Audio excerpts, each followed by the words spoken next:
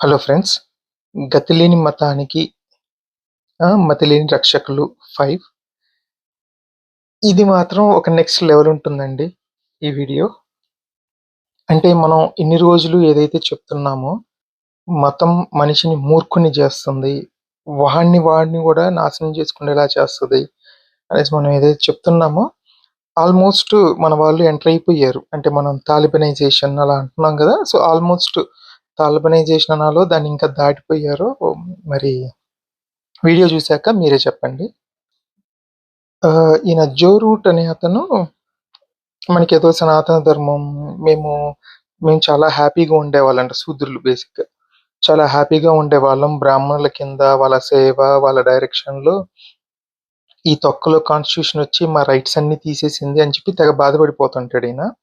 అంటే ఈ కమెంట్ నేను ఈ పోస్ట్ లింక్ వీడియోలో ఇస్తాను డిస్క్రిప్షన్‌లో చూడండి. సో, దీంట్లో ఒక పాయింట్ ఏంటంటే, నేను ఒక క్వెషన్ అడిగాను ఆయన్ని. ఓకే. మన గ్రంథాలన్నీ ఆడపిల్లకి 10 ఏళ్ళకే పెళ్లి చేయాలని చెప్తుంది గదా!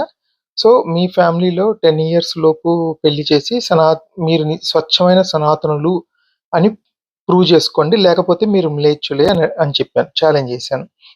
దానికి ఈ మహానుభావుడు కొంచెం గూడా సిగ్గు లేకుండా రెస్పాన్స్ చూడండి. There is no marriage restrictions అంట. ఎందుకు లేవు? ప్రతి శాస్త్రం అదే చెప్తుంది. కానీ ఈ రిస్ట్రిక్షన్స్ లేవంట.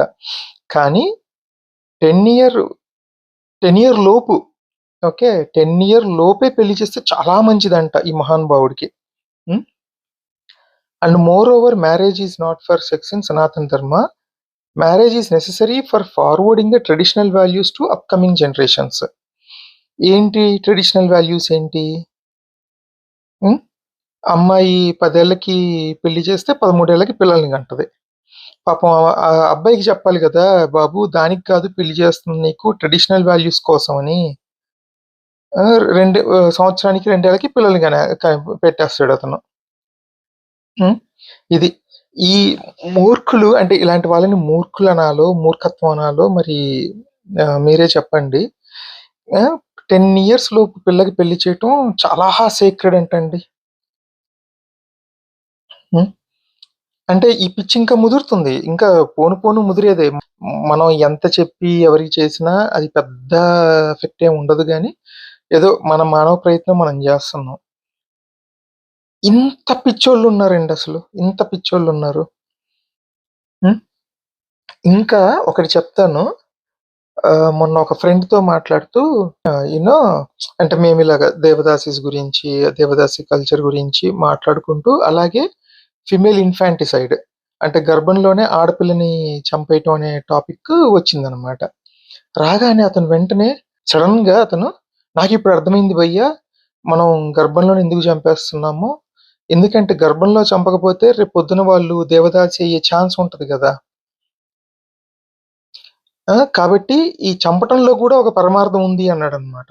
అమ్మా! ఇంక నాకసలు నిజంగా బ్రో ఇలాంటి షాకులు, ఇలాంటి మనుషుల్ని నిజంగా మనం సమాజంలో ఫేస్ చేస్తున్నామంటేనే నాకు నిజంగా చాలా సిగ్గుగుంది. ఇలాంటి షాకుల నుంచి తేరుకోవాలన్నా గూడా నాకు కొంచెం టైం పడతది. హ్మ్. వెధవ లాజిక్ చూడండి. అంటే ఈ దేవదాసి సిస్టమ్‌ని ఆపాలనో, జనాల్ని ఎడ్యుకేట్ చేయాలనో కాకుండా, ఎందుకు కడుపులోనే చంపేస్తే అసలు ఇదే రాదు గదా! ఇది సనాతన ధర్మం అన్నమాట. హ్మ్. క్యాన్సర్‌ని ట్రీట్ చేయటం అంటే, పేషెంట్‌ని చంపేసి క్యాన్సర్ గూడా పోయిందిగా అంటారన్నమాట వీళ్ళు. అంత మేధావులు వీళ్ళు. ఇలాంటి వాళ్ళ చేతుల్లో దేశం పడుతుంది. నాకు చాలా బాధగా ఉంది. అండ్ ఇలాంటి షాకుల నుంచి తేరుకోవడానికి కూడా కొంచెం టైం గావాలి. ఓకే. యాహ్! సో, మీకు అనిపిచ్చింది, మీకు అర్థమైంది కామెంట్స్‌లో రాయండి. హ్మ్. బై.